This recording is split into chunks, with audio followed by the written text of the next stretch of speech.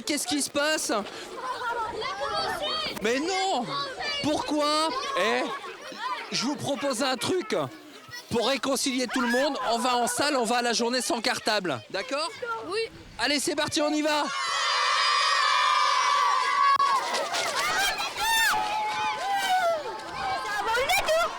Eh ben oui, c'est la journée sans cartable. Aujourd'hui, à l'école Notre-Dame, à Milizac, tout plein d'ateliers et les cartables à la maison.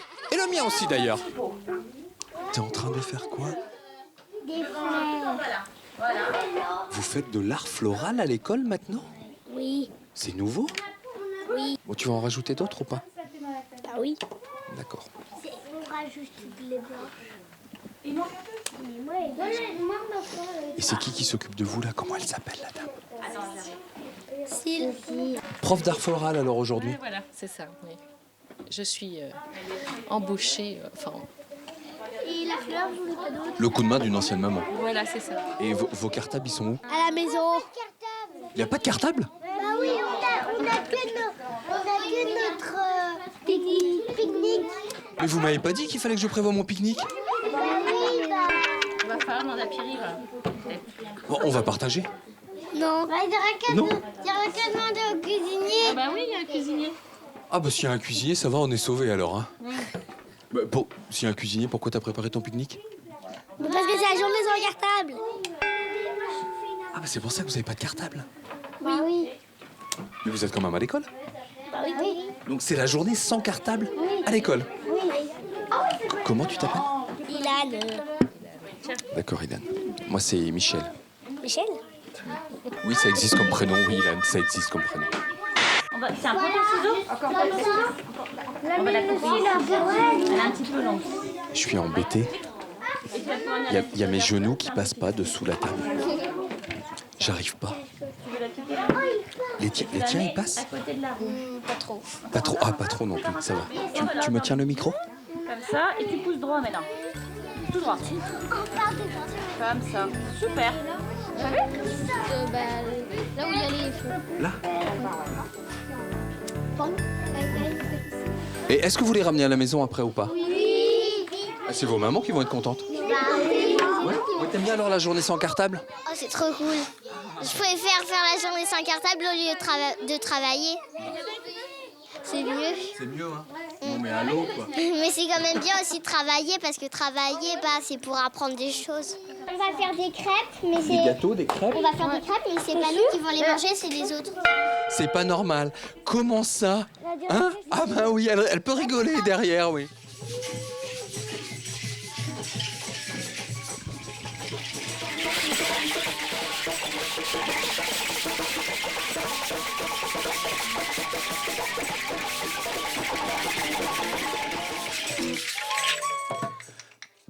Alors, votre prénom?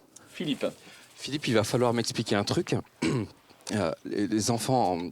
C'est Philippe, c'est... Donc en fait, Philippe, ce n'est pas toi qui joues. Ah non, non, non. Ce n'est pas toi qui chante. Tout à fait. Tu fais quoi dans la vie? T'es prof de musique? Non, non. D'accord.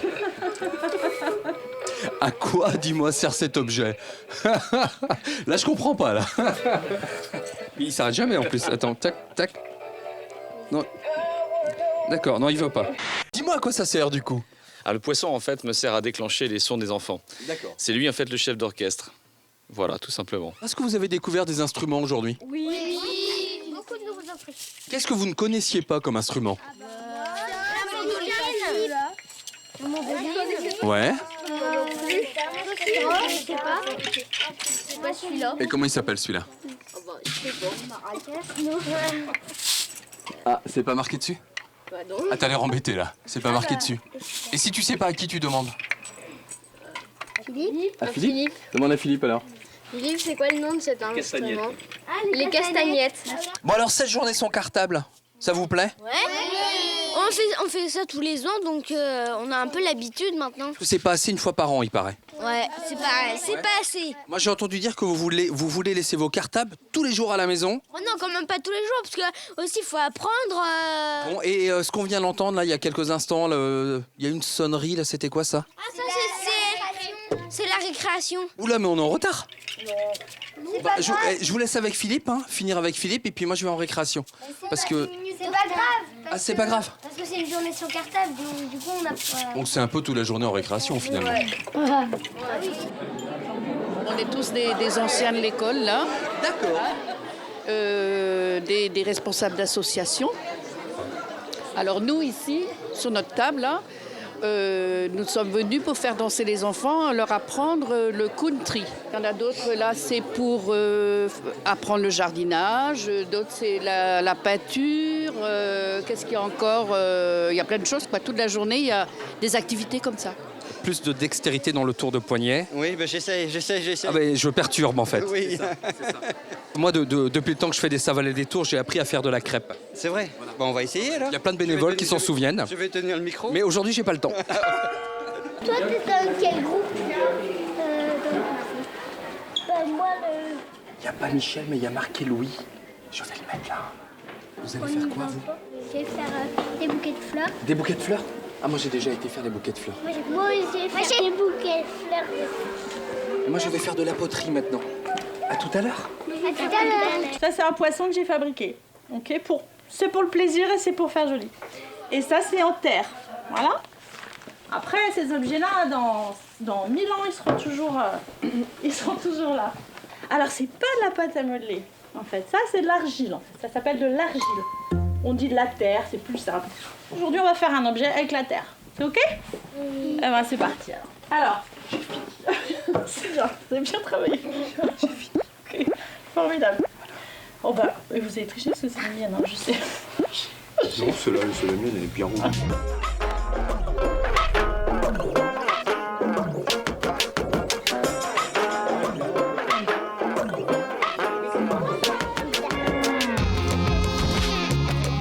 Il a presque fini. Ça a l'air rabousable comme ça. On peut faire une grosse tout avec celle-là? Et après, il va le mettre dessus. Non, on va mettre une grosse. Mais c'est des petites tirettes de canettes, c'est ça? Oui, tout à fait. Ah d'accord. Pendant 2 mois. Et vous faites des bracelets du coup? Et on fait des bracelets. On apprend à faire du coup, ils partent tous avec leurs bracelets, ils sont ravis. C'est un peu dur. C'est un peu dur? Non, mais ça prend très La première année, ils avaient fait des chambala, la dernière, ils ont fait des Porte-clés, porte-clés. qu'on Et cette appelle. année, donc des bracelets avec les anneaux de canettes. 7, 8 devant. 1 et 2, 3 et 4. Dominez. 3, 4. Et à gauche.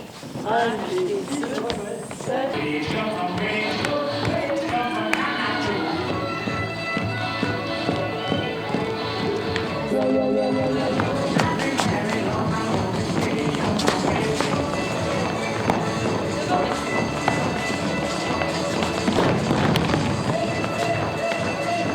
Très piètre danseur.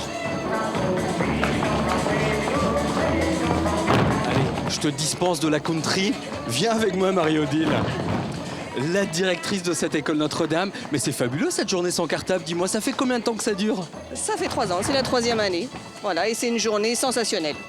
Bah oui, avec tout plein d'ateliers, une quinzaine, voire une vingtaine d'ateliers. Une quinzaine d'ateliers avec des associations de la commune, des professionnels, des parents, des grands-parents. C'est formidable. Là, on est sur la country. Il y a quoi? On peut les énumérer un petit peu, les ateliers? Alors, nous avons de la danse bretonne, de l'art plastique, du vitrail, de l'art floral, de la cuisine, du jardinage, et j'en oublie énormément. Allez, dernière initiation à la danse bretonne. Et après, on va faire un tour au Quartz, au 5e forum création et reprise d'entreprise. Moi d'ailleurs, j'y vais tout de suite.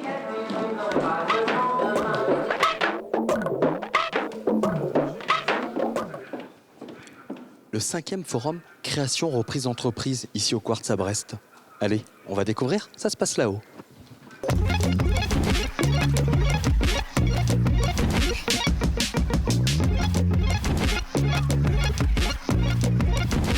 Excusez-moi de venir vous embêter. On m'a dit que les conseillères de la CCI donnaient tout plein d'informations. Et c'est pour ça que je viens voir quel genre de conseils vous venez chercher auprès de la CCI. Quel genre de conseils En fait, je suis venue là un peu par hasard. Là, c'est sur la reprise.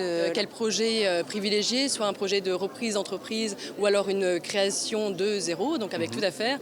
Donc là, c'est vrai que madame se pose certaines questions. Donc on est là aussi pour prendre du recul, pour apporter un conseil, en fonction du secteur d'activité également. Hein, Donc ce qui veut dire que vous êtes au tout début, au questionnement. Exactement. Moi, il y a déjà du travail de fait, j'ai avancé sur mon projet, mais voilà, il y a des points d'interrogation normaux et il n'y a rien de fait encore. C'est une création, c'est une reprise? Je ne sais pas. Tout est à faire. Tout à fait. On ne saura pas dans quel domaine non plus. Coiffure. Pas avec moi. Non. Ça va pas être possible. Pas de chiffre d'affaires à faire avec moi. Je viens voir un petit peu quelles sont les personnes, le profil des personnes qui viennent vous voir aujourd'hui. On a surtout donc des porteurs de projets, mais on n'a pas de profil particulier. C'est des projets qui sont presque aboutis ou des idées en fait. On a vraiment, c'est très très large aujourd'hui en fait. À tout âge, de tout horizon aussi. Ça dépend. On peut avoir une formation, un CAP, un BTS, un master. On a tous les profils aujourd'hui dans l'artisanat. Il y a des questions qui sont redondantes, qui reviennent systématiquement. Est-ce qu'il y a un marché porteur? Je ne serai pas là. Hein, non, on n'a pas de réponse toute faite, mais si marché porteur, est-ce qu'il y a de la place pour mon activité? Est-ce qu'il y a de la casse dans ce type d'activité? Voilà, donc on essaie d'y répondre, mais voilà, toujours qu'après, c'est forcément des cas uniques. Donc c'est pas parce qu'il y a de la casse dans un secteur d'activité que c'est le cas pour tout le monde, en fait. C'est aussi un critère de réussite de bien être accompagné. Ça réduit déjà les risques d'erreur. Oh, j'ai envie de venir vous embêter, moi. Je cherche des futurs créateurs d'entreprises. C'est vous, il paraît? Oui, non. Non? Vous êtes là pourquoi? On est là, on a fini les entrepreneuriales hier soir. Ouais. Et du coup, là, c'est avec les cours de STAPS, vu qu'on est en management du sport en 3e année. On a la possibilité de discuter avec des professionnels qui sont dans le métier et qui peuvent nous conseiller pour qu'on puisse arriver à réaliser nos projets dans de meilleures conditions. Le web et les réseaux sociaux. Outils et bonnes pratiques. On va faire un tour?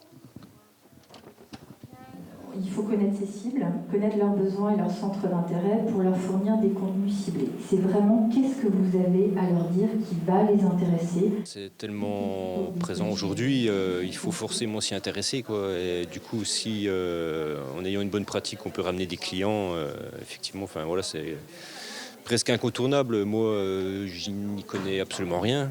Moi, mon projet, c'est artisan charpentier, bois. Une activité assez traditionnelle. Du coup, à voir si ça peut coller avec ce genre de réseau, de méthodes de communication, etc.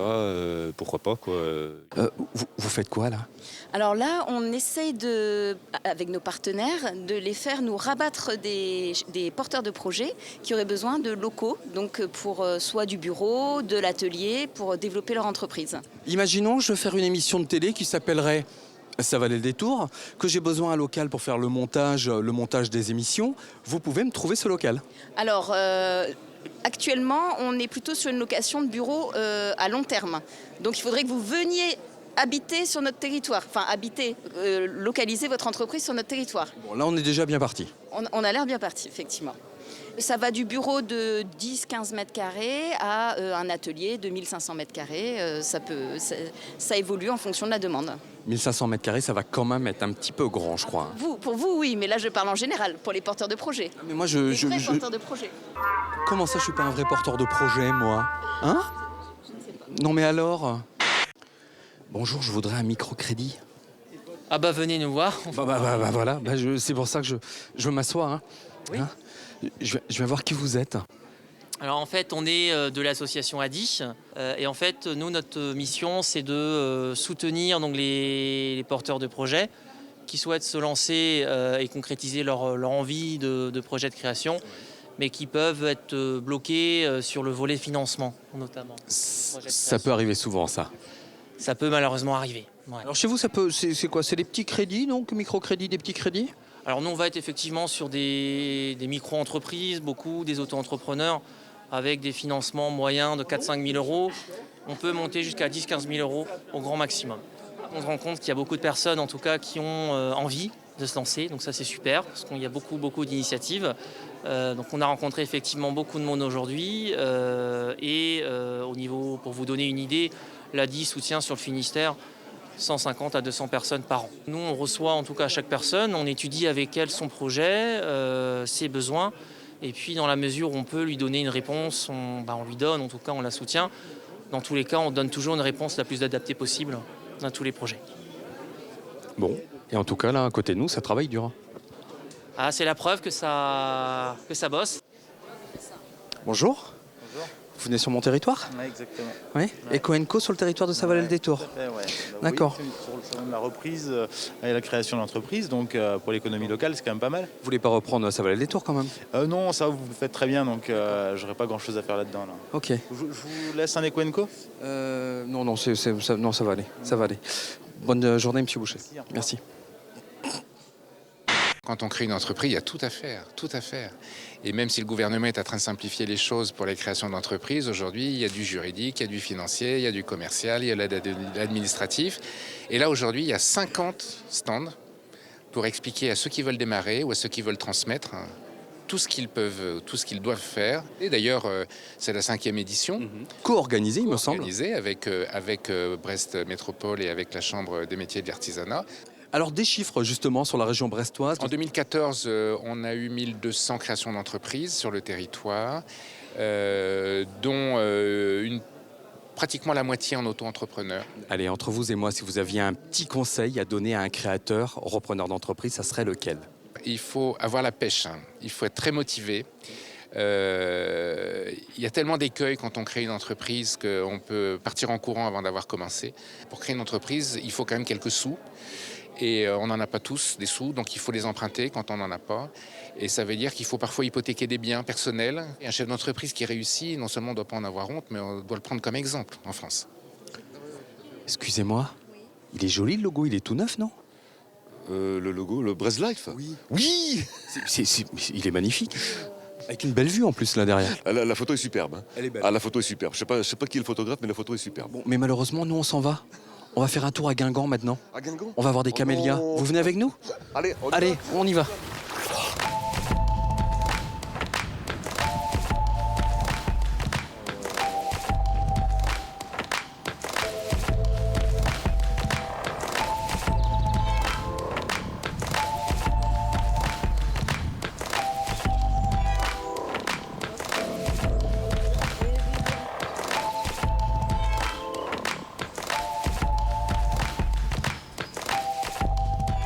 Eh ben non, Yvon ne m'a pas suivi. Il n'a pas voulu venir dans les Côtes d'Armor. On est à Guingamp, le festival du camélia. On va découvrir, il y a plein de choses très intéressantes, c'est par là.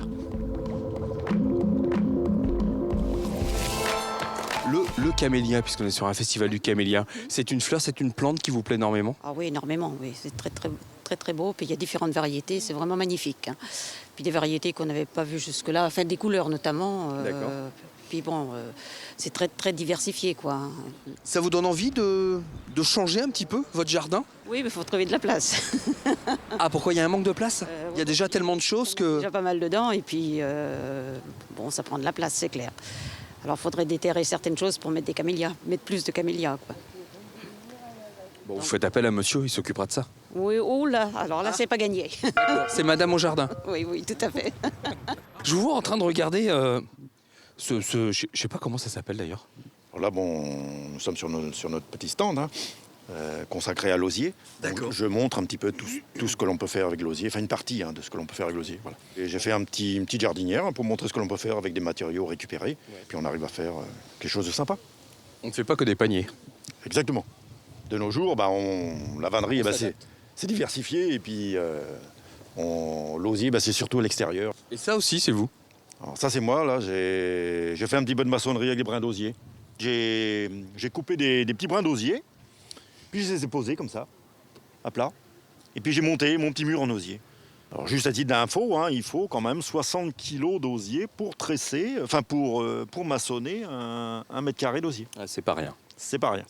Amstra, gramme, piqué, collé, gramme, bourré, ratatam. Ah bah oui, vous avez vu la quantité de légumes, faut bien que je choisisse quelque chose pour ce soir. Mais là, j'hésite.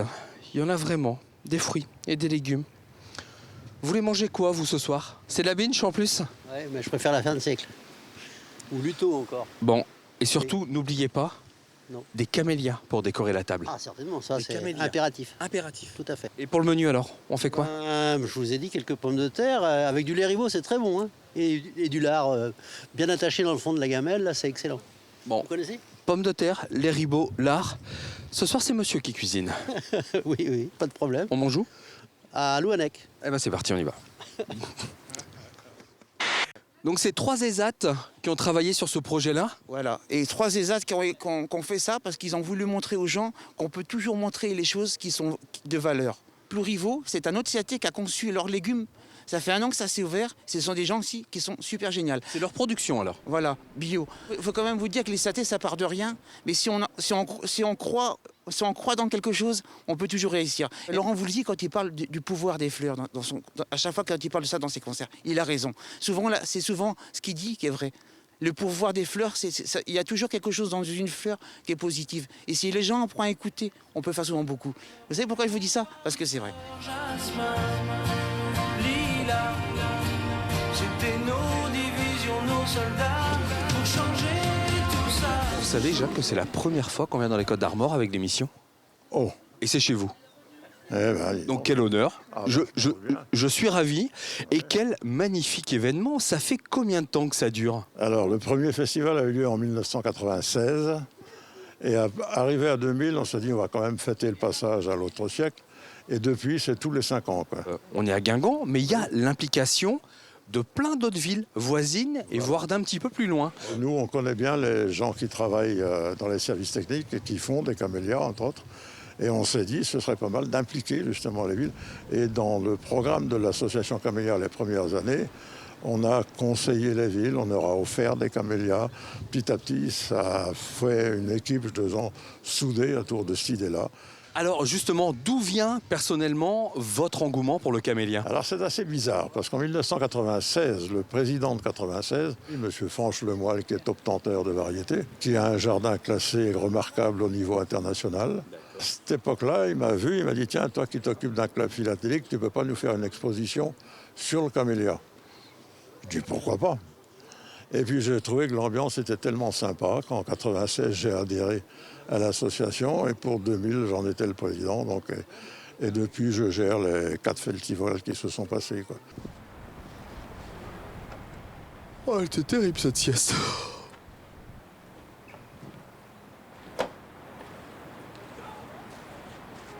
Celui-là. Prenez celui-là. Je pense que c'est celui-là. C'est celui-là qu'il vous faut. Oui, vous croyez? Mais en même temps, si vous hésitez, vous pouvez prendre celui-là aussi. Eh oui. Vous dites que vous venez de ma part. Oui, voilà. Et vous aurez un prix, 2 pour le prix d'un. C'est bien, c'est bien, c'est gentil. Vous voulez pas celui-là en plus? Si? Bon, on y va. 3 pour le prix de 2. Vous en avez déjà beaucoup à la maison? Combien? 35, 38. Ah, quand même. Ah oui. Que des variétés différentes, je suppose? Oui, c'est pour ça que je cherche autre chose. Et alors, Je trouve.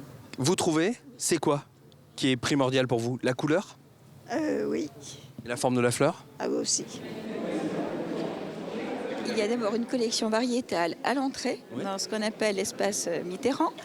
Et dans cette salle du conseil, donc, nous avons présenté une exposition d'art floral avec surtout de grandes structures pour être un petit peu dans le volume de la salle.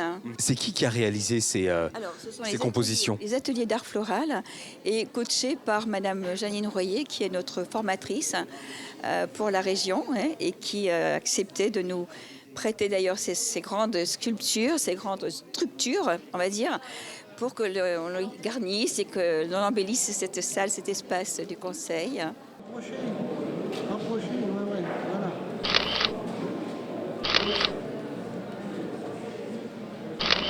Regardez, je voulais quand même vous montrer. Moi aussi, je vous ai eu. Voilà, c'est parfait, ouais, d'accord. Merci. Merci beaucoup. De rien. Excusez-moi, monsieur. Oui. Je voulais savoir s'il n'y avait pas que les femmes qui aimaient les camélias, mais les hommes aussi. Ah bah si, moi en particulier. Pourquoi en Je particulier? suis angevin et dans mon petit jardin de 250 mètres carrés, j'ai 35 variétés. 35 variétés dans 250 mètres carrés. Donc ce n'est pas qu'une passion de dame. Non, non. Vous l'avez aussi quand même ou pas? Oui, je partage la passion. Il y en a oui. ses préférés en plus. Et quels sont vos préférés alors du coup? Le blanc, le Nuccios Gem. Le Nuccios Gem. D'accord, je connais pas. Est-ce qu'aujourd'hui vous avez vu des variétés que vous ne connaissiez pas? Oui. Et ici, on est dans le fief des camélias. Eh ben oui, il paraît. Ce qui veut dire que vous allez peut-être ou certainement repartir avec des nouveaux plants de camélias? Voilà, ça y est, c'est fait. Ah bah c'est fait. Et je viens d'Angers.